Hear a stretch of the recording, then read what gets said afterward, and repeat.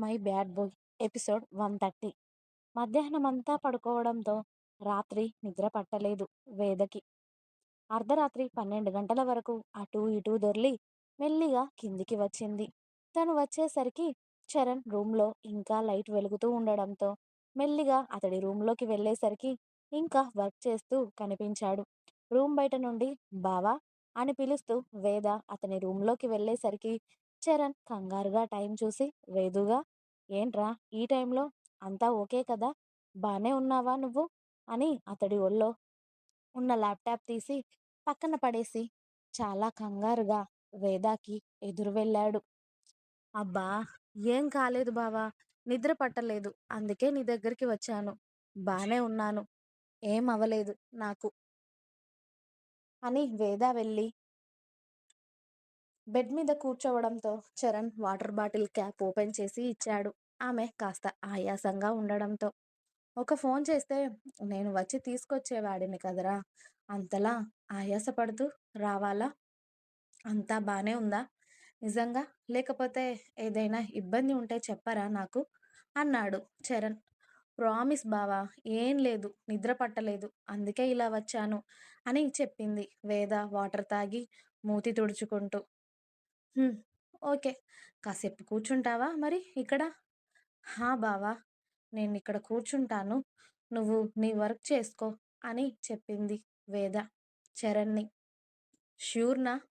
"హా బావా, ఓకేరా, 5 మినిట్స్ కంప్లీట్ అయిపోతుంది వర్క్" అని చరణ్ వేద పక్కన కూర్చొని ల్యాప్టాప్ ఒళ్ళో పెట్టుకొని వర్క్ చేస్తూ ఉండగా 5 నిమిషాలు కాదు, 10 నిమిషాలైనా చరణ్ వర్క్ ఇంకా అవ్వకపోవడంతో మెల్లిగా వేద చరణ్ భుజం మీద చిన్నగా తట్టింది.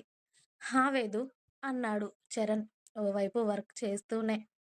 "ఒకసారి మీ అన్నని చూపించావా వీడియో కాల్ చేసి" అని అడిగింది వేద చాలా నెమ్మదిగా. ఆ మాటకి చరణ్ వర్క్ చేసేవాడల్లా ఆపి వేద వైపు చూసి చిన్నగా నవ్వాడు. "అలా నవ్వకు, నేను కాల్ చేస్తే బాగా ఎక్స్ట్రాల్ చేస్తాడిప్పుడు, ప్లీజ్ నువ్వు మాట్లాడినట్టుగా చేయవా, నేను నీ పక్కనే ఉంటాను, నేనిక్కడ ఉన్నాను అని చెప్పకు, ప్లీజ్, మా మంచి చెర్రీ బావ కదా, ఒక్కసారి మీ అన్నయ్యను చూపించవా, ఇప్పటికే 2 రోజులయిపోతుంది మీ అన్నయ్యను చూడక, నాకేదోలా ఉంది, నాకు వీడియో కాల్ కూడా చేయట్లేదు, ప్లీజ్ ఒక్కసారి వీడియో కాల్ చేసి చూపించవా" అని అంది వేద బుంగమూతి పెట్టుకొని. "మా అన్నయ్య కోసమా ఇంత అర్ధరాత్రి తిప్పలు, ఇంకా నేనెందుకో అనుకున్నాను, సరే ఉండు, కాల్ చేస్తా" అని 2 మినిట్స్‌లో అతడి వర్క్ ఫినిష్ చేసి రుద్రకి వీడియో కాల్ చేశాడు చరణ్. రింగ్ అవుతుంటే, "ఇదిగో నేను చేశాను అని ఏమాత్రం తెలియకూడదు మీ అన్నయ్యకి, చెప్తున్నా, ఏదైనా ఆఫీస్ విషయాలు మాట్లాడు, నువ్వు ఏం మాట్లాడకుండా ఉంటే నేనిక్కడ ఉన్నాను అని తెలిసిపోతుంది మీ అన్నయ్యకు, అందుకే ఏదైనా ఆఫీస్ విషయాల గురించి మాట్లాడు, ఓకేనా" అని గుసగుసగా చెప్పింది వేద, ఎక్కడ రుద్ర ఫోన్ లిఫ్ట్ చేస్తాడో అని. "అలాగే మేడం" అని చరణ్ అంటున్నప్పుడే రుద్ర కాల్ లిఫ్ట్ చేసి, "ఈ టైంలో కాల్ చేసావేంటి చెర్రీ" అని అడిగాడు రుద్ర. "అది అన్నయ్య, 2 డేస్ నుండి ఆఫీస్‌కి వెళ్ళట్లేదు కదా శౌర్య అన్నయ్య, నేను ఇంట్లోనే వర్క్ చేస్తున్నాం. వర్క్‌లో కాస్త డౌట్ వచ్చింది, అందుకే నిన్ను అడగడానికి కాల్ చేశాను" అని ఏదో ప్రాజెక్ట్ పేరు చెప్పి చరణ్ రుద్రతో మాట్లాడుతూ ఉంటే తమ్ముడు అడిగేవన్నిటికీ ఆన్సర్స్ ఇస్తూ ఉంటాడు రుద్ర. ఆఫీస్ వర్క్ మీద పోయాను అన్నాడు, మరేంటి వీడు ఇంకా కాలేజ్ పిల్లాడిలా తయారయ్యాడు అనుకుంటూ రుద్రని పరీక్షగా చూస్తూ ఉంది వేద. చరణ్ పక్కనుండే వైట్ ఫుల్ టీషర్ట్, బ్లాక్ జీన్స్లో పిచ్చి హాట్గా కనబడుతున్న రుద్రనే మొబైల్లో చూస్తూ గుటకలు మింగుతూ, "వీడి అందం తగలయ్యా, ఎన్నిసార్లు పడేస్తావురా నన్ను" అనుకొని అరగంట నుండి పాపం చరణ్‌ని ఇబ్బంది పెడుతూ రుద్రని వేద చూస్తూ ఉంటే, "ఇక చూసింది చాలు గాని దాన్ని వెళ్ళి పడుకోమని చెప్పు చెర్రి, ఇప్పటికే చాలా టైం అయింది" అని అన్నాడు రుద్ర ఒక్కసారిగా. అంతే. ఇటు పక్క చరణ్ చిన్నగా నవ్వుతూ ఉంటే, ఇంకోవైపు వేద కళ్ళు పెద్దవి చేసి చరణ్‌ని చూస్తుంది. అలా అనగానే చరణ్ చిన్నగా నవ్వుకుంటుంటే, వేద మాత్రం షాకయ్యి, వీడికి ఒళ్ళంతా కళ్ళే ఉన్నాయి. నేను కనిపించట్లేదు కదా! అసలు కెమెరాలో ఎలా చూసాడో నన్ను అని వేద తన మనసులో అనుకుంటూ ఉంటే, వెళ్తుందా లేదా? అని అన్నాడు రుద్ర. దాంతో చరణ్ వేద వైపు చూడగానే, వెళ్తున్నా అంది వేద ఏడుపు మొహం పెట్టుకొని మెల్లిగా. వేదుని రూమ్‌లోకి తీసుకువెళ్ళాక కాల్ చేస్తానన్నయ్య. బాయ్ అని చరణ్ కాల్ కట్ చేయడంతో, నిజంగా మీ అన్నయ్యకు ఒళ్ళంతా కళ్ళే ఉన్నాయి. నీ పక్కన ఉన్నట్టు ఎలా తెలిసింది బావా? అని అంది వేద బెడ్ మీద నుండి లేచి బయటకి వెళ్తూ. నువ్వు ఆటలు ఆడేది మా అన్నయ్యతో అని మర్చిపోవద్దు వదిన గారండి. అక్కడ ఉంది మామూలు మనిషి కాదు అని తెలిసి కూడా మా అన్నయ్యతో ఆటలు ఆడాలి అని చూస్తావు చూడు. నిజంగా నిన్ను ఏమనుకోవాలి చెప్పురా వేదుగా అన్నాడు చరణ్.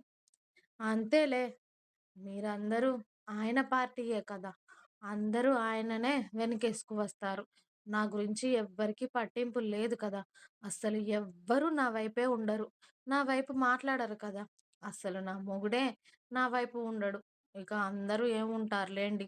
మీ అందరూ ఒకటే. మీ అన్నదమ్ములందరూ ఒకటే. నేనే వేరులేండి అని వేద మూతి తిప్పుకుంటూ, రాణి కన్నీళ్లను తుడుచుకుంటూ వెళ్తూ ఉంటే, ఇదిగో ఇందుకే అన్నయ్య నిన్ను తిట్టేది తెలుసా?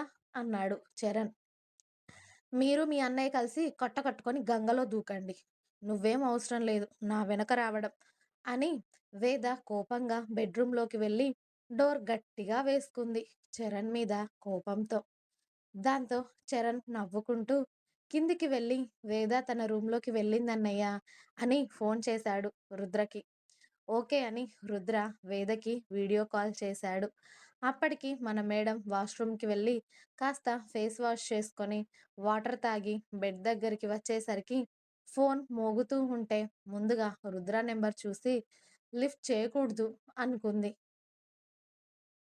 అనుకోనే సైలెంట్‌గా లైట్ ఆఫ్ చేసి బెడ్ మీద పడుకొని, బ్లాంకెట్ కప్పుకొని పడుకుంది. కానీ రుద్ర నుండి మళ్ళీ వీడియో కాల్ వస్తూ ఉండడంతో, ఇక మనసు ఉండబట్టలేక వీడియో కాల్ లిఫ్ట్ చేసి సైలెంట్‌గా అతడు కనిపించేలా ఫోన్ పట్టుకొని అతడిని చూసింది. అతడు కూడా ఏమనకుండా సైలెంట్‌గా ఆమెను చూస్తూ ఉన్నాడు. బెడ్ రెస్ట్‌కి ఆనుకొని అతడిని చూస్తూ ఉంటే ఏదో హోటల్‌లో ఉన్నాడు అని అనిపిస్తుంది. ఇక అతడితో మాట్లాడాలి అని లేక సైలెంట్‌గా ఆ ఫోన్ ముందట పెట్టుకొని కళ్ళు మూసుకొని నిద్రపోయింది. ఇప్పుడు దీనికి నన్ను చూడకుండా ఉండలేక నిద్ర రాలేదు.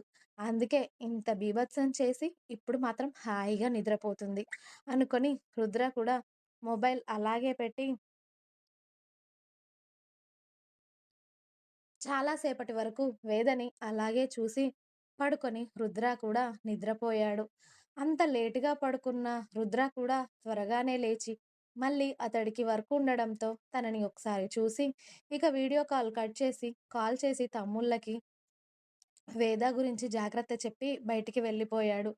కానీ ఇక్కడ మేడం గారు రాత్రంతా సర్కస్ ఫీట్స్ చేసేసింది కదా! రుద్ర కోసం. కిందికి, మీదికి తిరిగి. అందుకే మధ్యాహ్నం వరకు కూడా మెలకువ రాలేదు. చాలా సేపటి వరకు నిద్రపోయి 11 గంటలకు లేచి ఆకలి అవ్వడంతో లేచి ఫ్రెష్ అయ్యి, బుద్ధిగా వాళ్ళ అత్తయ్య దగ్గరికి వెళ్ళి, "ఆకలవుతుంది అత్తయ్య" అని అడిగింది. ఇంతసేపటి వరకు పడుకుంటే ఆకలి అవ్వకపోతే ఇంకేమవుతుందే? అని మీనాక్షి గారు 4 తిట్లతో పాటు 2 దోసలు కూడా తినిపించారు కోడలికి. ఇంకా ఉంది. మీకు నా స్టోరీస్ నచ్చినట్టయితే ప్లీజ్ లైక్ చేయండి, షేర్ చేయండి. అలాగే ఛానల్‌ని తప్పకుండా సబ్స్క్రైబ్ చేసి కొత్తగా వచ్చిన వాళ్ళు ఛానల్‌ని సబ్స్క్రైబ్ చేసుకోండి. Thanks for watching my video. Bye bye.